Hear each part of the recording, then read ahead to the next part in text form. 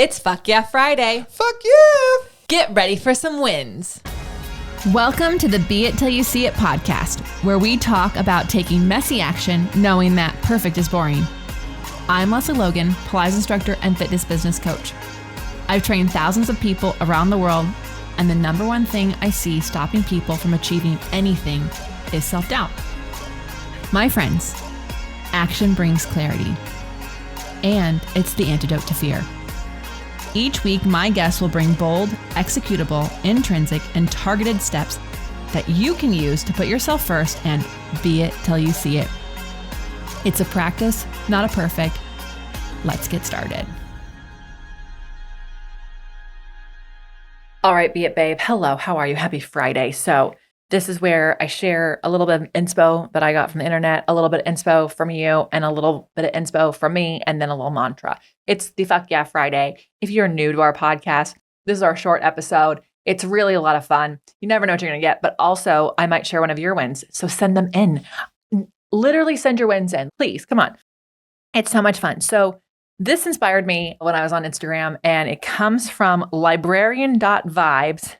And it says, librarians create fake library card to save thousands of books. I know. Isn't this amazing?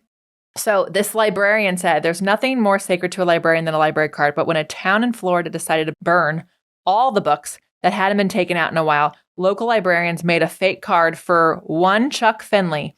Chuck, who doesn't exist, checked out 2,361 books to keep them from being Fahrenheit 451. So I truly love this. I love a little bit of resistance to like things that just aren't making any sense. And so may I just suggest that if you are afraid of amazing books being banned or not being able, like one of the ways you can do it, I saw this other girl on Instagram every month just going and buying some of the books on the banned list, just going and buying them while they're still around where she's at so that they stay in existence, right? So this inspired me. Very inspired by it. So anyways, I hope that inspires you. Isn't that kind of cool? 2,361 books don't get burned because Chuck Finley doesn't exist. Checked him out. Love that. Love that for them. Okay, so your wins that came through. Honestly, I've spent a lot of time with my elevator, so I'm going to share some of theirs. So this one was from Lisa Osateo. Dear elevator family, I'm so excited to introduce to you Esme, my window chair, short for Esmeralda, in honor of her beautiful grotto teal green color, and Violet, my sumptuous spine corrector. I chose the colors sight unseen, just computer swatches. And when I got Violet, she lived up to her name. Though truth be told, she also gives off a Barney and Grimace vibe. So despite her proper sounding given name, she's also Violet Barney Grimace, or VBG. If she's wanting to be posh, she'll also answer to Violet Bader Ginsburg, her name when she helps me inhabit a spine of steel. I did my first chair workout yesterday on Esme, and she kicked my butt. I haven't yet to be broken in by VBG. This dynamic duo put me through my paces. Kidding aside, I'm celebrating that one, Elevate has taught me the value of a personal practice, and two, that my practice warrants investing in my own classical Pilates equipment, and three, that I have the knowledge to know which equipment I need to support an essential home practice, and finally four, that I have this community to share Pilates equipment birth announcements. It's a thing. Esme and Violet, February 4th, 2025. I mean, so fun. I wish I could post you the picture. It's just adorable and amazing. And the colors are beautiful. And now I need to get my own violet version of something for my studio. I have a grotto and it is stunning. It is a color is worth repeating. So thank you, Lisa, for letting us celebrate the births of Esme and VBG. This next one is Christine Ivy. And she is one of my new elevators.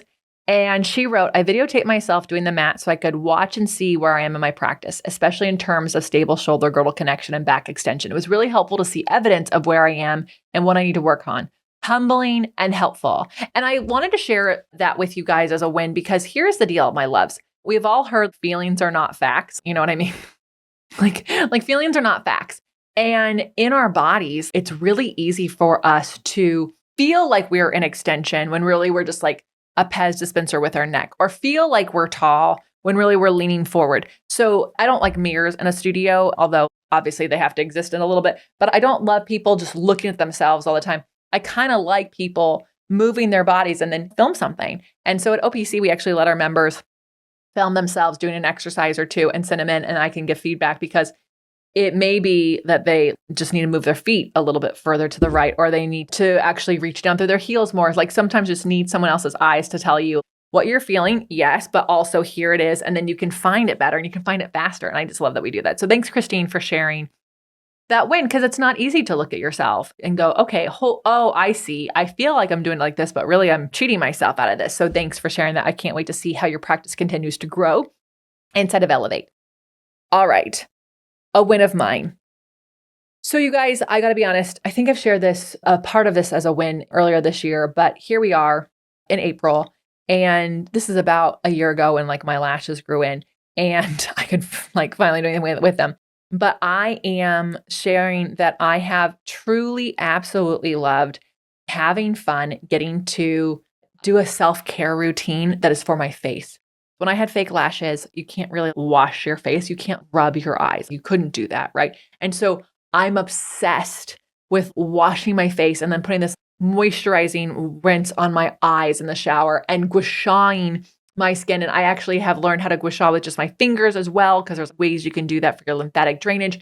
I know you're like, how's this win? It is a win because one, I absolutely love doing my makeup. I think it's really a lot of fun. I don't go, I have to go do my makeup. I also go out without my makeup all the time, but I am actually having so much fun getting to know myself and my look and who I am. But more importantly is the removal of the makeup and having access to my whole face, and then the self-care that I can do. And if you're like, wow, she's really indulging herself. Yes, I am. And I hope it inspires you, because my goodness, we all need to be a little more indulgent about how our bodies feel. And I say this miming, like massaging my face, because my goodness, we talked about this with Ashley Black, the fascia person, spending 20 minutes like fascia blasting your body, what that does for you. And so here I am in April, truly loving all the things I can do for myself. And I know some of us like, I've got to go gua sha, I've got to go wash my face, I've got to go brush my teeth. Honestly, there's something so rewarding about cherishing all the things that I do as a nighttime routine. Not only do they help me sleep, but also they really do make me feel good inside and out. So I hope that this win of me having a habit of gua shaing my face and loving taking my makeup off gives you some inspiration on like where you can have some gratitude and also where you can be a little more indulgent, right? All right. A mantra for you. Here we go. We got to leave you with something to think about. Now is the time. Now is the time. My loves, whatever you're thinking about doing and when am I going to do it? Now is the time. Here's your sign.